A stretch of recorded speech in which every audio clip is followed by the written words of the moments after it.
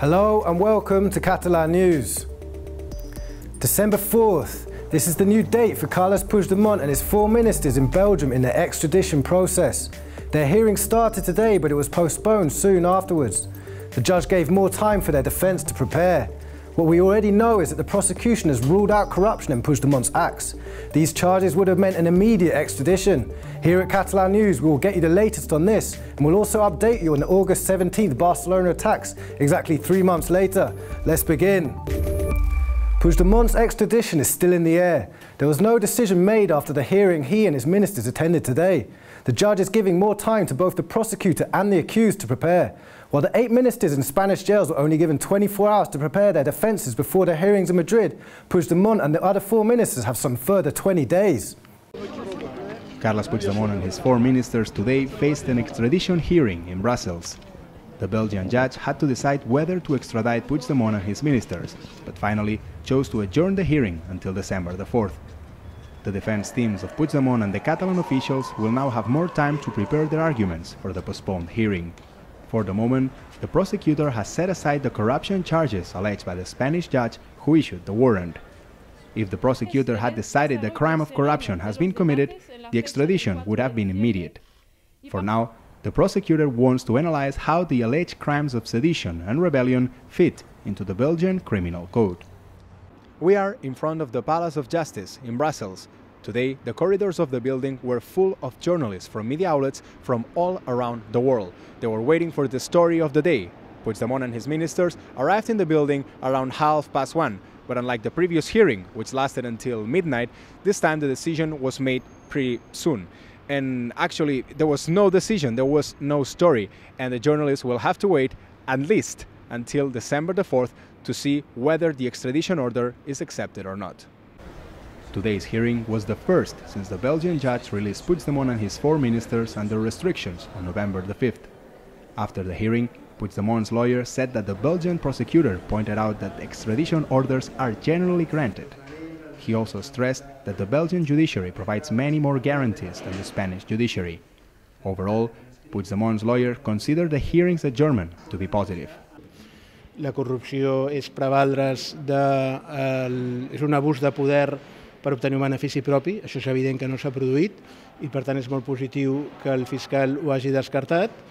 I la segona cosa a destacar és que ens trobem davant d'una justícia amb moltes garanties, que en comptes de la precipitació a la que malauradament estem acostumats amb aquest assumpte davant dels tribunals espanyols, d'aquí es dona un termini per poder fer conclusions en forma i per poder fer al·legacions de forma més pausada. Puigdemont and the 4 Catalan ministers are now summoned to court on December the 4th. After the hearing, the judge will decide whether to accept the extradition warrant for the officials issued by Spain's National Court. Yet, the judge's decision will not necessarily be made straight away and could take several days. Whatever decision the judge makes, the officials will have the chance to appeal. Just before entering the Belgian court, Puigdemont honoured the victims of the Barcelona terrorist attacks that happened just 3 months ago. And he also expressed his outrage at the confirmation that the mastermind of the attacks was actually an informant of the Spanish secret services. Exactly 3 months after that deadly Midsummer's Day, the Spanish intelligence agency CNI has admitted that the Imam Abdelbaki Essati had worked with them. Essati is thought to have coordinated the atrocities in Barcelona and Cambrils that killed 16 people and injured more than 100. Essati died 2 days before the attacks took place in an explosion in a makeshift bomb factory in Alcanar. Who will be the president of Catalonia after the December 21st elections?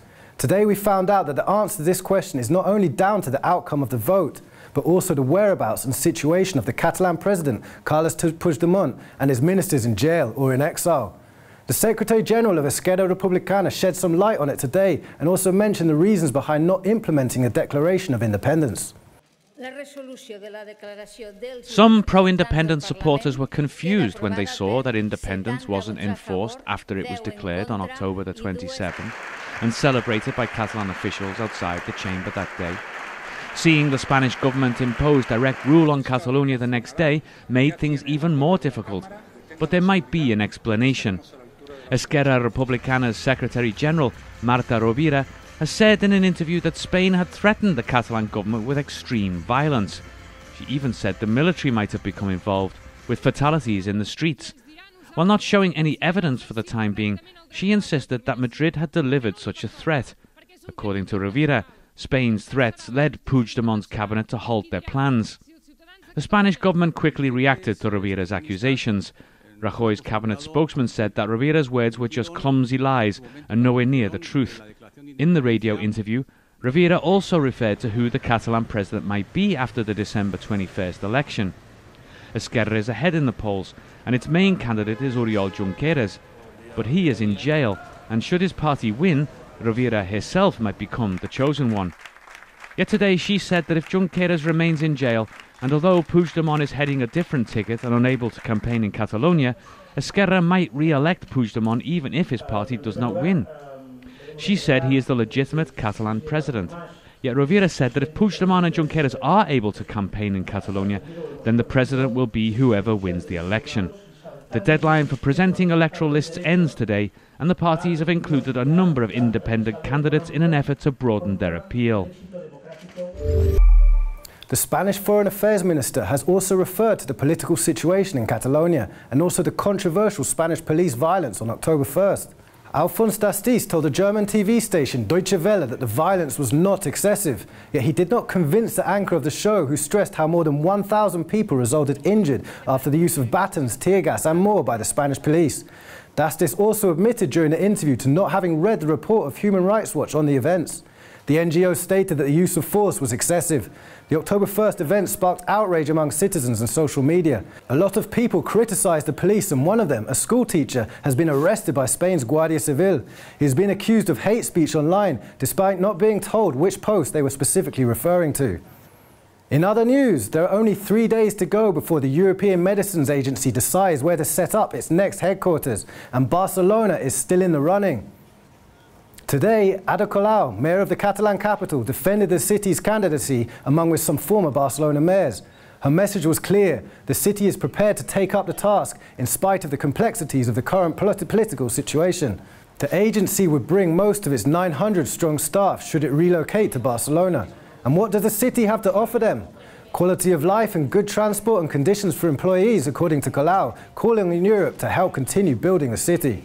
Barcelona està preparada i hem construït una magnífica candidatura que inclou un edifici emblemàtic preparat per acollir l'agència. Però necessitem el suport d'Europa, més que mai. Necessitem que els líders europeus demostrin el seu lideratge escollint la ciutat més preparada per acollir la seu de l'Agència Europea de Medicaments. No serà senzill, perquè sabem que tenim competidors molt forts en un moment de complexitat i d'incertesa. While Barcelona continues to be one of the great European centres, let's take a look at what's happening outside the city in the Catalan Pyrenees mountains. Here, an on-demand taxi service will soon celebrate 2 decades of providing convenient transport to both locals and visitors alike. For those who want to visit the beautiful Catalan Pyrenees without a car, it's possible, and on Sunday it will have been the case for 20 years. This day marks the anniversary of on-demand taxi service Passem al Cantó, which connects the 2 Catalan counties of Pallars Sobirà and Alt Urgell. Since its origins in 1997, the company has transported over 48,000 passengers. Many of them are locals from the 13 neighboring villages on the taxi's route. But in the hot summer months, the customers also include tourists. The service is subsidized by the Catalan government transport service, but similarly to rideshare, to use Passem al Cantó, you have to reserve it in advance. For over 2 decades, the taxi service has been useful for people of all ages, from students to the elderly, and for reasons that range from convenience to company. I és més còmode vindre amb el taxi que no amb el cotxe propi. A part que és un més barat. Així coneixes gent nova, et relaciones una mica, així que està molt bé. I el transportista, molt majo i molt simpàtic. After more than 24,000 trips, made over 1.3 million kilometers of road, the drivers have also learned the routes by heart. For some roads, they can even tell you just how many turns there are. That's all from us for now. To finish the show, we have a little cultural proposal for you. The new film by Catalan director Carles Puigdemont called Anchor and Hope in English. It follows the lives of a group of friends living in London who met in Barcelona as their carefree existence gets turned upside down when one of them decides she wants a baby. It's out in cinemas next week. Enjoy and see you tomorrow. want my children to know this woman. I want my children to know who I'm talking about when I'm talking about that magnificently wacky lady. We don't need another stupid cat anyway. Oh, I don't want to buy anything. No, I think you know exactly what I'm thinking. What are you talking about? You're gonna stay here with us? Don't want to argue about it. I'm not laughing. I want a baby. We live on a boat. You would do with this. He could give us his little fish. That's a brilliant idea. Why didn't I think of it before? Would you do it? Yes. Yes! Oh my God! Are you both mental? We were drunk last night.